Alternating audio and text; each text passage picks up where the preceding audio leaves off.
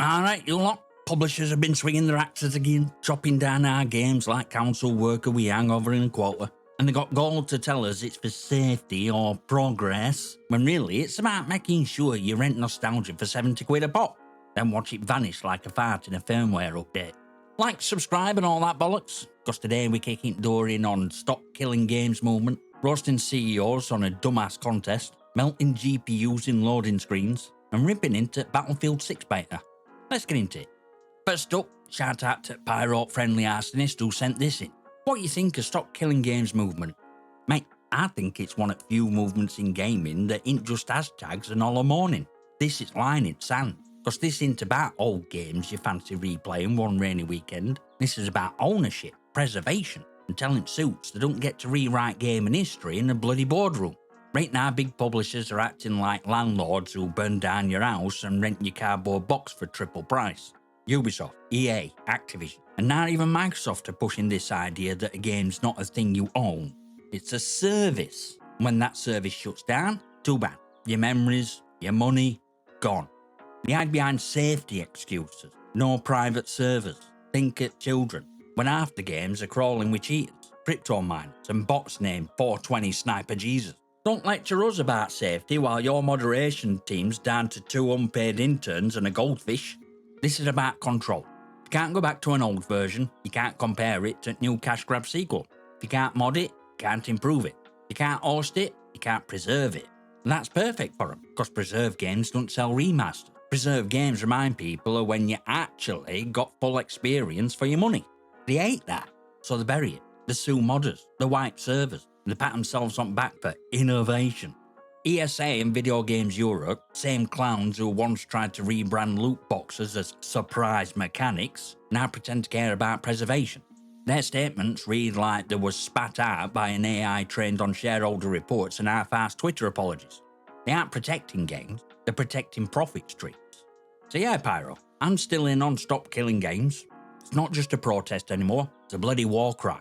And sooner we get that through to them, in courtrooms, on social, in the bloody investor calls, sooner they'll realise we're not asking for our games to live on, we're telling them they will. Right, this one comes from Jack Left Hand. Do you think these big AAA studio CEOs are having a dumbass contest? Like they literally have an internal bet going on between themselves about who can set stupidest thing and piss off the fans. Ubisoft, microtransactions have to be in games because players think they're fun. Activision, we don't need to worry about BF6, COD is too big to fail. EA, Madden is best football game you can play. Do you think a class action lawsuit against Activision for the predatory store practices would do any good? Jack, if they're into dumbass contests, there should be. I can picture it now. Smoky corporate bar, Eves Gilmore, Andrew Wilson, all down in a 500 quid a shot whiskey and trying to out-bullshit each other for a round of golf in hell. Eves pipes up with microtransactions are fun, like he's pitching gambling machines at a kids' fair.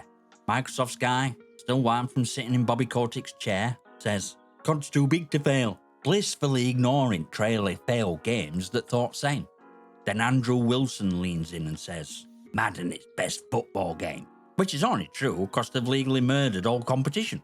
Now here's where it gets tasty. Since Microsoft now owns Activision Blizzard, every grubby little store scam Activision's been running, overpriced bundles, predatory FOMO sales, dressing up basic content as premium, is Microsoft's problem now. And if those same practices start turning up in other Microsoft-owned studios like Bethesda or Mojang, that's not just how Activision does business, that's corporate policy. Why does that matter? Because most TOS or EULAs are scoped to a game or its original publisher. They don't always shield parent company. If you can prove Microsoft's applying the same predatory store model across multiple studios, you could take fate to top instead of wrangling with each game's arbitration clause. That's a potential loophole. That's exactly the kind of thing that gets regulators twitching in Brussels and Washington. Would a class action be easy? No.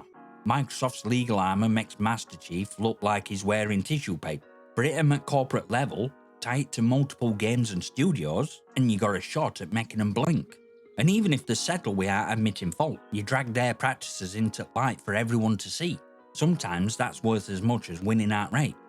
Right, next up is from my mate DroneNet. Why in loading screens on most games does graphic cards seem to spike? I just wondered if you knew what sort of thing causes that. Do you think EA will sort out problem with PC players who have overclocked system? I know I'm not alone in this problem, looking at internet.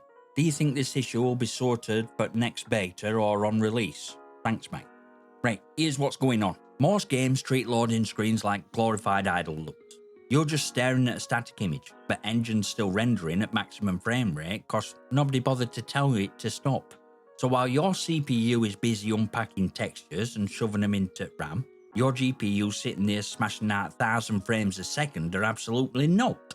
That slams utilization, clocks, and temps through the roof, and in some cases it hammers harder than a stress test. If you've overclocked your GPU, even a factory overclock, those sudden spikes from low load to full tilt can cause transient voltage jumps, or heat buildup that trips a driver crash, or even a full system reset. That's why you see forum threads for blaming games for killing cards. They're not frying them in Hollywood sense, they're just hammering them stupid with no frame cap in place. Now, will EA fix it? History says they'll shove it down priority list unless it crashes the QA rigs. They can always point to user instability or unsupported overclock and wash their hands of it. But if enough beta players are reporting it, fix is dead simple. Add a frame limiter for menus and loading screen. That's literally a one-line tweak in most engines. Will it be sorted for next beta or release? If they're already on it, maybe. But this is EA we're talking about. I'd put my money on you capping it yourself in RTSS or NVIDIA AMD control panel on launch day, while they investigate for 6 months. Right, this one's from Ferkinell. Hey Scotty, what's your take on unable to turn off crossplay on PC in Battlefield 6 when you can in consoles? Mate, I'll tell you straight, options should be there for PC players. No excuses. Last weekend on Steam alone, Battlefield 6 peaked at over 517,000 players at the same time. And that's not even counting EA Play or Epic Games numbers. Player pool size? That argument's dead before it leaves PR department. On console, you get toggle cause Sony and Microsoft pushed for it after years of backlash over aim assist versus mouse and keyboard, an old cheating mess. But here's the thing, it's not just console players who don't want to deal with mouse and keyboard sweats. There are plenty of PC players who don't want to be on receiving end or heavy aim assist that turns the stick flick into laser beam. It cuts both ways. And here's how you fix it without even touching a toggle. Make matchmaking prioritise input method before skill rate. If you're on controller, match with a controller. If you're on mouse and keyboard, match with that. Only after that should skill balance come into play. That alone had cut half at complaints overnight. The fact they haven't put option in yet tells me it's either deliberate choice to pad matchmaking pools, or they're ignoring PC community entirely in favour of the console player base. Either way, it's lazy, and it's the sort of thing that'll have Reddit on fire a week after launch if they don't sort it. Right, this one's from Vengeance48. Do you think that Battlefield 6 is enough to put a dent into COD? Yeah, I know it won't kill COD entirely. Yeah mate, I think it can make a dent, but only if they keep Battlefield as Battlefield. Biggest threat to Battlefield 6 in Call of Duty, it's EA listening to screeching demands of streamers who treat Battlefield like a stepping stone until next COD drops.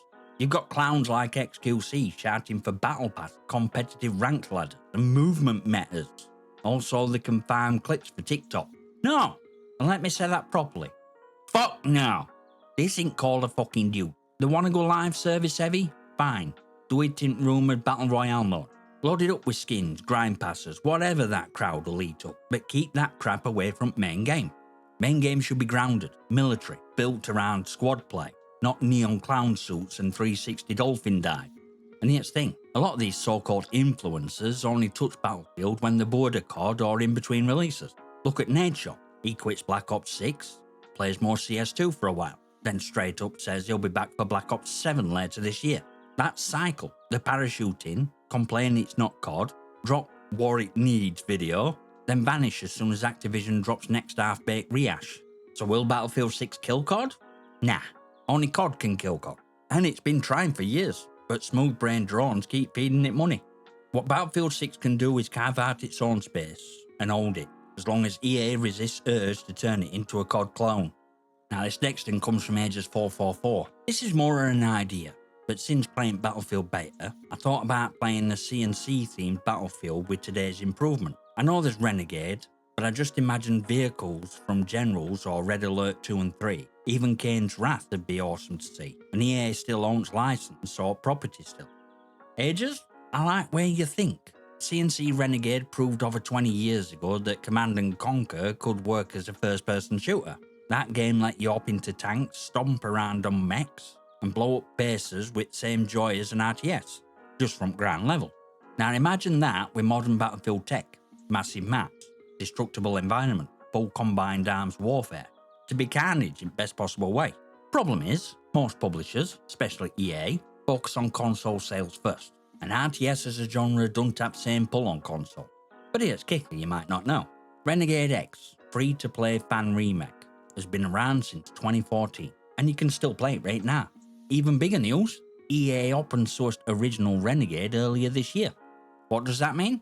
Anyone can take base game, modify it, and create their own version as long as they don't directly infringe on EA's IP. So yeah, you can't call it Command and Conquer or slap Kane's face on box, but you could absolutely make a Battlefield-style game inspired by it. Build your own units, your own faction, and run with concept. Someone did that right, that game you're dreaming of, we aren't waiting for EA to gear toss, because we'd be waiting forever. And this last one's from AsianPersuasion. Scotty, I gotta glaze Battlefield 6 for a minute. I'll make it short and simple since we see gaming same somewhat. It's absolutely beautiful. I'm loving playing up and bay. Yeah, it needs work, more content, etc. But immersion in gameplay is so addictive and team play. Now I'm curious, are you gonna up on Battlefield 6? And what are your expectations and what do you want to see from game? Right, I'll give credit where it's due. Battlefield 6 demo last weekend absolutely nailed presentation. It looked sharp, it felt tight, and it had that grounded military shooter vibe that makes you want to keep dropping in for just one more round until you realise it's 3 AM and you've eaten naught but cold coffee fume. But here's where I've got concern. That classic shooter feel I'm talking about. To me it felt more like classic COD than Battlefield. That's a red flag. COD can afford to devolve into a circus of anime skins and bunny-hopping lunatics. Battlefield should not be chasing that. Keeping Battlefield as Battlefield. Big maps, teamwork that actually matters, and battles that feel like war, not sweaty highlight reel for TikTok. Maps in beta felt small for the series, and while that's not a deal breaker, I'm really hoping those larger traditional Battlefield maps are in full rotation at launch. There's a big difference between open world busy work, which I can't stand, and a large-scale warfare where you got armour rolling in, snipers setting up, and jets tearing past your ears. That's Battlefield's magic, scale and chaos. That somehow feels like it all matters. If they keep up what they've got, throw in those bigger maps, and fix smaller issues people had over the weekend, Battlefield 6 could be a solid contender. But if they start taking advice from movement-obsessed streamer crowd and turn it into COD Lite, I'll be telling people to bail faster than an attack heli on fire. So, big thanks to Pyro, Friendly Arsonist 9195, Jack Left Town 427, DroneNet, Ferkinell 1, Vengeance 48, Ages 444, and AsianPersuasion for sending in your questions this week. You lot keep this show rolling. Every single one of you brought something worth tearing into. Whether it were preserving games we love, roasting suits, running them into ground, melting GPUs, or pulling apart Battlefield 6 beta, been a proper ride. Join Discord, follow on X, consider a channel membership if you want to keep chaos alive. Smash like it, subscribe, drop your comments and questions below, and make them worth me time. I'll see you next time, you magnificent.